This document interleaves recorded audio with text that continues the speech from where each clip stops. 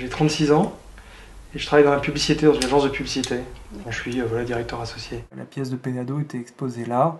Et donc c'est là que j'ai fait ma première acquisition d'art contemporain. C'était en 2006 à la FIAC. C'est l'année où il était nommé pour le prix Marcel Duchamp.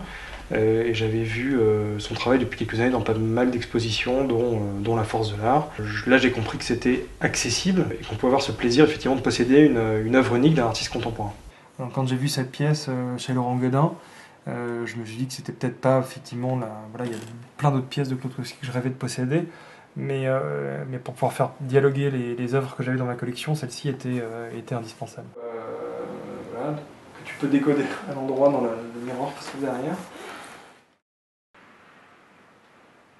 On n'a pas du tout le sentiment qu'on va monter une collection. Ça se fait assez naturellement, c'est-à-dire qu'une fois qu'on a cette première œuvre qu'on a à cœur d'accrocher et avec laquelle on a envie de vivre, on se pose très vite la question de savoir laquelle va venir compléter celle-ci. On part simplement à la quête de la seconde, et ainsi de suite. Et il y a un moment où on s'aperçoit qu'on commence à avoir un ensemble cohérent, que l'intérêt qu'on a développé pour un artiste, on le confirme en faisant l'acquisition d'une deuxième puis d'une troisième pièce, et il commence à y avoir ces multiples dialogues qui se mettent en place et qui commencent à créer un ensemble cohérent ou un texte qui semble cohérent.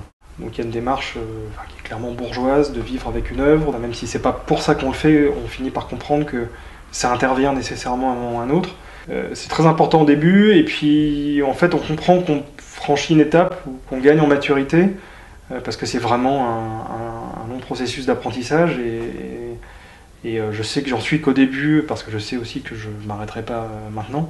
Il y a un moment où l'idée de posséder une œuvre est suffisante et on n'a plus besoin de la voir accrochée ou de vivre avec. Donc c'est très important en tout cas de se créer cet espace dans sa tête où elles sont toujours présentes.